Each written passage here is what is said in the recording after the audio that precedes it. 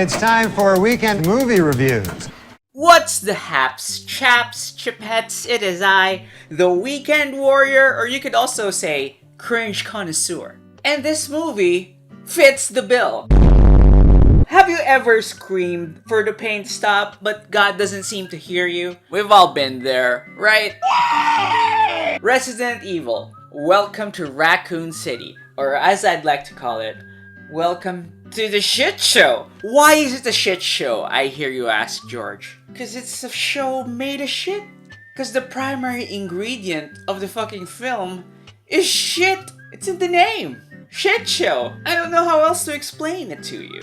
And maybe I should just show you. This is going to suck so bad. I will preface this review by saying that I am not the biggest Resident Evil fan. I will say though, that I have played enough of the games and know enough about the lore to make me go, maybe, just maybe, this is not the best adaptation of the game. I saw one review that said there are enough references for game fans so that they'll enjoy the movie or something like that. And I quote, "Nevertheless, it should serve as decent fun for fans of the Resident Evil games, if only to find the Easter eggs and references scattered throughout. Me knowing that there's a reference to the game in a shit movie is not entertaining to me. I think it's the opposite." Still sandwich now. Yes guys, you heard that correctly. This is a Jill sandwich for Jill Valentine. Yes guys, that girl is Jill Valentine. And this guy is Leon Scott Kennedy. What, you didn't know that? You're not a gamer? I'm not as annoyed as I thought I would be from the miscasting. It seems more lazy to me than anything, because they competently cast the other characters. The casting is on the level that makes me go, okay, sure, why not? For these two, it makes me feel like these two are the only actors that showed up, and they were like, oh, I guess we have to cast them because nobody bothered to show up for the characters, I guess, so okay.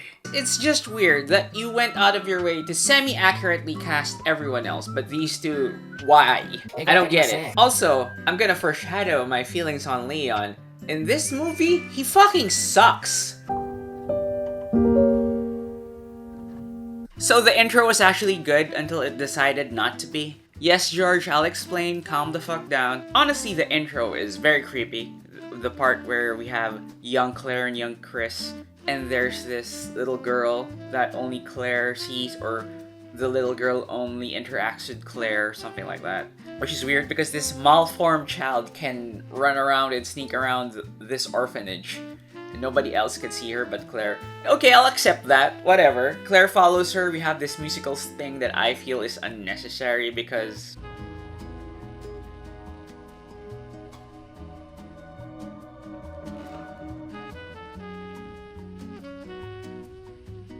nothing happens. Is this bait? Are you trying to bait me to be scared? Because it's not working. So what you want to do when you're building something up and there's a sting or the music is silent is that something actually happens.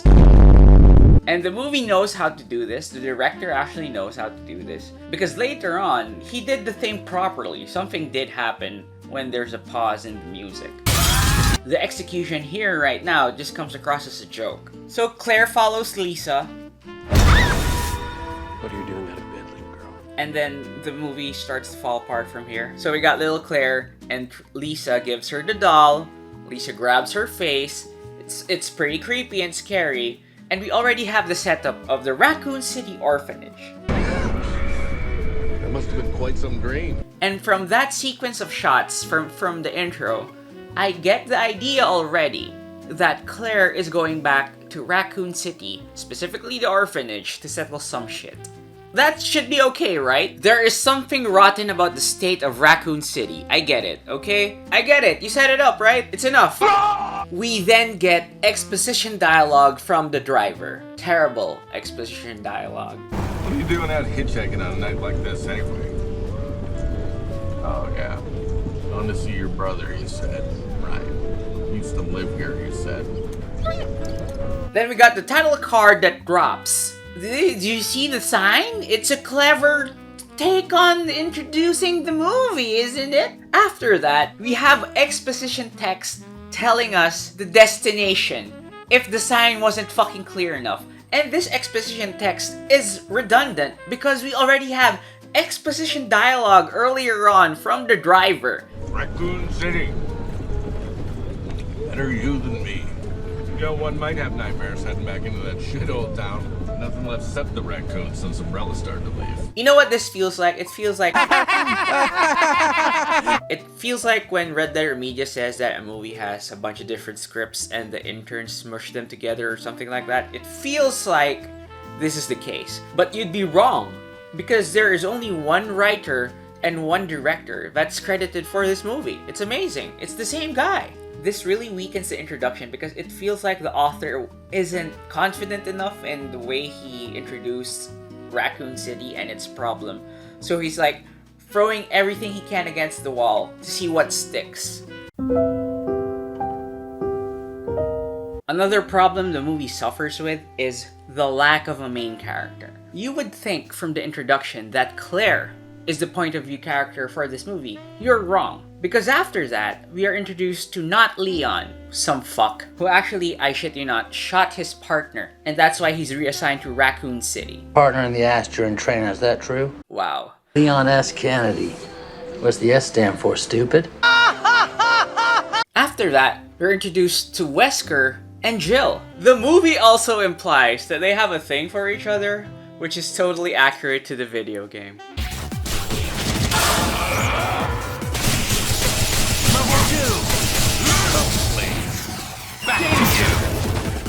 There you go, more lore accurate. Then we get back to Claire, then we're introduced to Chris. I can't believe I'm gonna say this, but this is one thing the original Resident Evil movies actually did right. Arrest me. The focus of the original movie was more or less a group's attempt to evacuate Alice from Umbrella Laboratories. That's it. The 2021 Resident Evil actually had this thing where you had to juggle 2 different storylines involving 5 different people because they merged the second and first games into one movie, which is personally a weird choice to make. I think there is a lot of room to make the first Resident Evil game a good feature-length film. If you recall the intro from Resident Evil 1, Alpha Team is flying around the forest zone situated in northwest Raccoon City, where we are searching for the helicopter of our compatriots, Bravo Team, who disappeared during the middle of their mission. Haven't found it yet? No, not yet, Brad. Bizarre murder cases have recently occurred in Raccoon City. There are outlandish reports of families being attacked by a group of about 10 people. Victims were apparently eaten. The Bravo Team was sent in to investigate, but we lost contact. You can do a lot with that. You could build up the story so that its climax is the Spencer Mansion. They do some wacky police investigations, and then everything leads up to the mansion. And that's where, you know, crazy shit happens. Why did they mix the first game and the second game into one movie? My cynical take on it is that they're probably doing this so that they can jump into the cinematic universe franchise shit. So we have all these characters so that we could make a sequel without any consideration for making the product as best as it could be. Like making an actual good movie first before thinking of your sequel, which is fucking stupid. Of course, this is just me speculating, but I wouldn't be surprised if that's the case, because I don't see any reason why you should mush these movies together. Also, having multiple focal characters actually weakens everyone, because instead of like being invested in one of them, the movie's runtime can't even get close to you caring about any one of them, because you're jumping back and forth. Like the only tentpole big release I could think of that this worked is in Avengers Infinity War. And that's because the franchise actually built up to these characters. So I care about each of them because I watch their movies. So this is the first time I am interacting or I am going to see this version of a particular character. And then you're gonna dilute any sort of drama or focus on them because of your insertion of other main characters that you go back and forth into the plot. It's really hard for me to give a fuck later down the line. Sweet little soldier! So why have I not been talking about the story yet? Because the problem is that the story picks up like 20 minutes into the movie. They were trying to build tension, but it's information we already know. Creepy child said the experiments are down below. Zombie girl got up. Dog is gonna bite the guy. Bleeding eye thing. Creepy bald kid. And... I swear to God, I laughed when she came out of the screen. It's like, huh? Why am I laughing? It's no longer tension. It's me screaming at the screen. Get on with it. I've been talking to this guy in a chat room. What the fuck's a chat room? Just watch it. It's in the fucking water. Excuse me? Excuse me, sir. The fuck did you just say? Claire, where did you get this shit from again? Place on the internet where people chat. Oh no, Claire! Did you use protection? Oh my god, Claire, run away! Run away before it gets you! No, don't shoot! Oh no! Claire is being taken over by something! Oh no, Umbrella, how could you do this? Oh my god, if only Claire had some sort of protection that could hide her IP address. Like NordVPN! That's right, guys! Your boy is again sponsored by NordVPN. Very private network, right?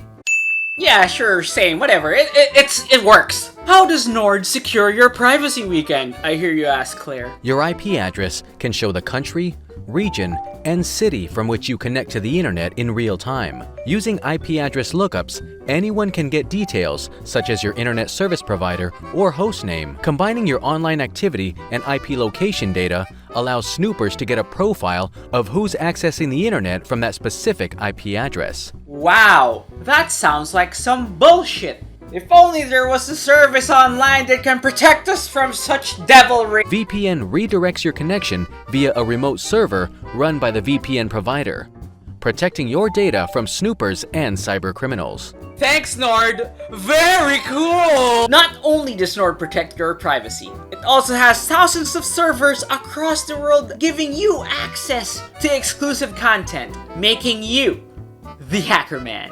What do you mean I still have to pay for it? Huh? What? Huh? If you want to protect your privacy, if you want to access region-locked content, then just go to nordvpn.com/weekendwarrior to enjoy this exclusive holiday deal. Our gift to you.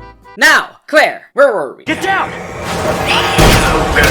Asmongold basically says that the water turns the people to zombies. They become sick, okay, whatever.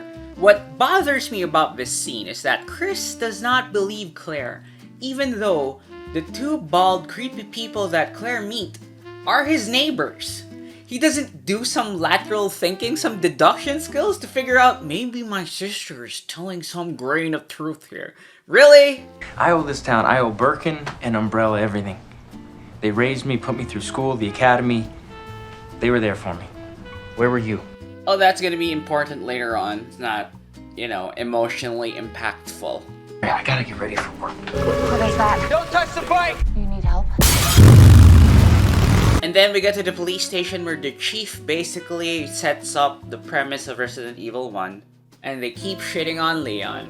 Great. What's the Spencer mansion? Most of you know, Oswald Spencer was the creator of the Umbrella Corporation. And the mansion was his home until the year of his death in... What the fuck are you doing here, Leon? You said everyone into the briefing room, so here I am. I didn't mean you! And now, 30 minutes into the movie, the plot finally fucking begins. Oh yeah, the guy gets bit, and guess what happens?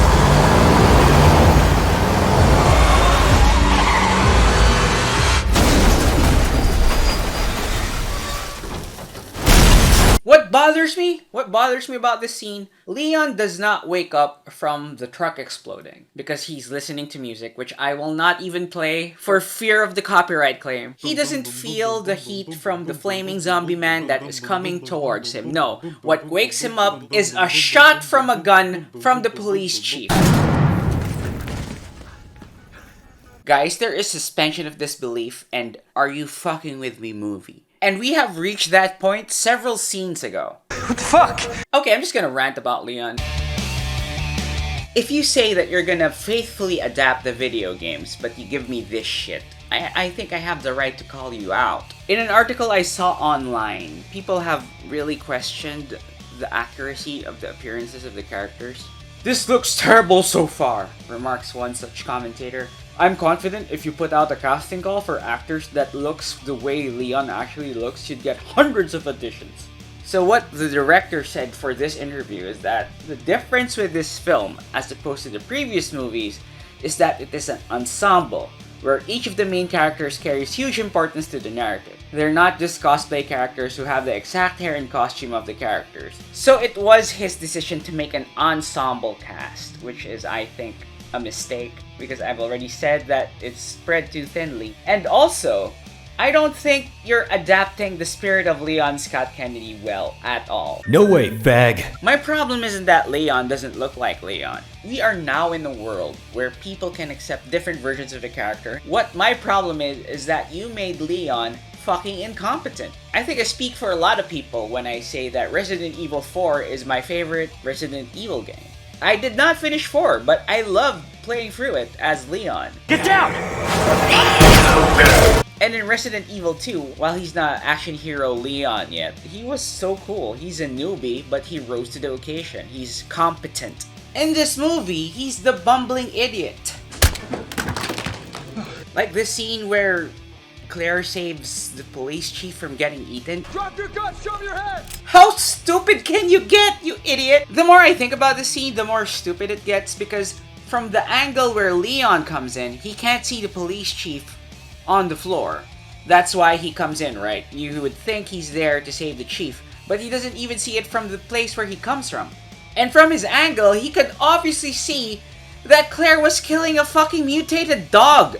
This scene is so dumb. This character is so dumb. I've got a gun. This is just a fun continuity error I saw. It's not really like a plot hole, but it's just funny because you see the guy on the floor, right? In this shot, he's not holding his hands up, but when we cut to him later, it's like holding up as if it was just the moment before the dog attacked him. Like he was still anticipating that the dog was gonna kill him. It's just a little goof. Going back to the rant, I do think that the actor could be given some slack because he's just doing the best he can with a shitty character. Because there's a moment in the intro where he noticed the eye and he was showing some competence there. I really do think that if given better material, he could make something of it. So the obvious arc for him would be him becoming a badass, but that's not even the case. The payoff doesn't even feel like a payoff at the end, it feels like a punchline. So what the director says is not even true. He says that each of the main characters carries huge narrative importance. That's not fucking true. You could give what Leon does at the end to another character that does very little to the story, actually. You could take Leon out of this movie and it wouldn't really change anything. So what I'm gonna do now, guys, is discuss the police station side, which is basically Resident Evil 2, and the mansion side, which is Resident Evil 1. And I'm gonna merge the paths together when it happens. But before that, I'm just gonna show Birkin freaking out and going to an undisclosed location. Oh, it's gonna be important, guys, trust me. And Claire actually was abducted by Birkin as a child and was almost experimented on until she was saved by Lisa. Why Birkin doesn't kill little Claire is beyond me. So the police chief decides to leave the city, but he has to come back because Umbrella blockaded everything. He's saved by Claire, stupid scene. The station is obviously going to be overrun. But before they leave the police station, Leon manages to meet up with the prisoner. Oh, it's Conspiracy Guy. Is he okay? Of course he's not fucking okay, man. Look at him. Open the goddamn door. Who manages to get a gun from Leon. Of course he does, because Leon is a piece of shit here. Now, imagine yourself, guys. You already have a gun, and the prisoner beside you is clearly becoming a zombie. What do? Do you A, shoot the fuck, or B, wait for Leon to open the door? That's right, guys. The answer, obviously, is B. Thank fucking God. Oh no, who could have seen that coming? The funniest shit to me is that while he's waiting for Leon to find the key to open the gate, he babbles on about the T-virus and all that other virus shit. And he also rambles on about why the police are immune to the virus, which is something I don't really think about when I'm playing the game. I would have thought of my immediate survival rather than any fucking conspiracy theory that's on my mind. That's just me. They manage to escape and they end up in the orphanage. The place has a secret passageway that leads to the Spencer mansion. Oh, so he has some ties to Umbrella probably? Or some secret other conspiracy shit? Oh yeah, funny thing is, Leon kept shouting. Guys! Guys! But he isn't killed by the liquor, but the guy who walked there without uttering a sound, he's the guy that got.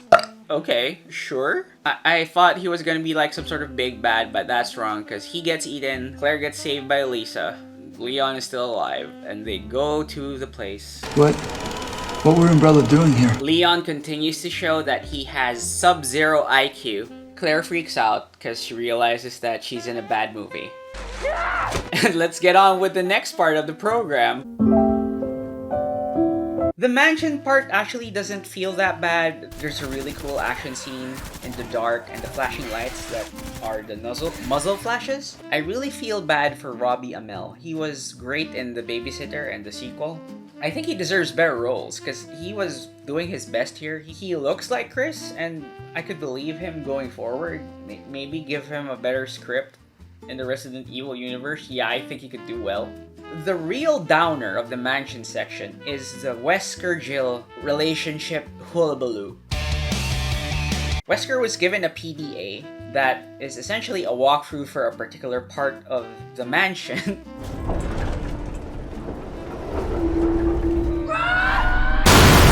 They survive, of course they survive. They contacted me several months ago. It was once Umbrella started moving their operations out of Raccoon. I don't know who they are. I don't know, and I don't care. They're just some people with a vested interest in getting hold of whatever dirty secrets Umbrella are keeping down there and exposing them. Jill, don't look at me like that. It's just money. It was just a way of getting out of this small town, dead-end life. This part was really strange to me. I really had to pause in the theater and really think about what the fuck happened because Wesker here is not evil. Yeah, he doesn't do that. Bitch, this is not the Wesker betrayal from the game. It's him wanting more money to leave the town. He is not killing your party members. He doesn't unleash the tyrant. Nothing like that is happening. Uncovering Umbrella's secrets is not necessarily betraying the police force. So why is Jill sad? Wesker isn't really doing anything evil. That leads me to think that she cried because Wesker told her he was leaving town or plans to leave town. Zombies are trying to eat you! Regardless of your thoughts in the matter, and he's not actively trying to hurt you, there are bigger things to worry about. So dumb. This part is so dumb. I say that sentence a lot in this review, because Jesus Christ. So there's a tunnel that leads to a lab, and... Hey! How did you get... Yeah, Birkin, I have that exact same question. Listen, I've just come for that.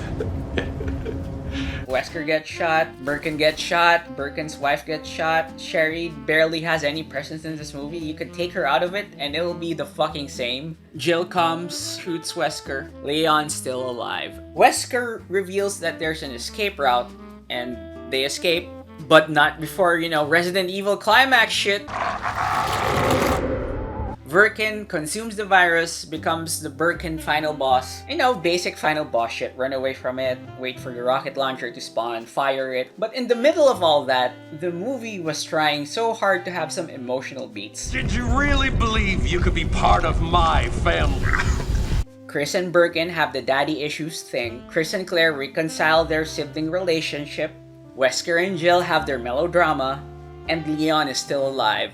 The problem is, we barely have enough time to get to know any of these characters, just the barest characterization. So while there are well-acted scenes, I don't have that emotional resonance. I don't feel what the actors are feeling because I really didn't get to spend any time with these characters. So Leon fired the rocket launcher, which had enough rocket power to destroy a being of that magnitude, but weak enough so that Claire and Chris are still alive after the explosion. Okay, whatever. I mean, the movie's almost over, and it ends on such a weird note.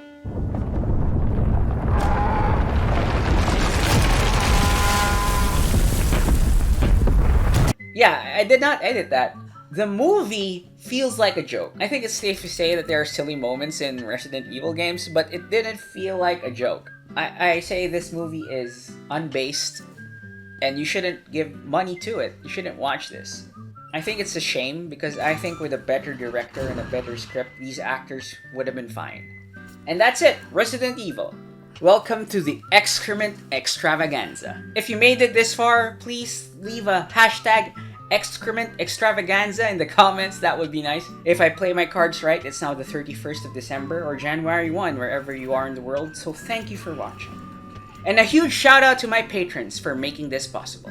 Chet McMasterson, Danil Dmitriev, Hjortor S. Hjortorson, Roykar McCoy, John Lemley, Logic M. Marcelo Oliveria, Registered Good Boy, Robot I, Richard Donahue, 21st Century Guy, Rocky Sadoff, Villain of the Week, Delatar Teeps, and Tad586, as well as these other wonderful warriors.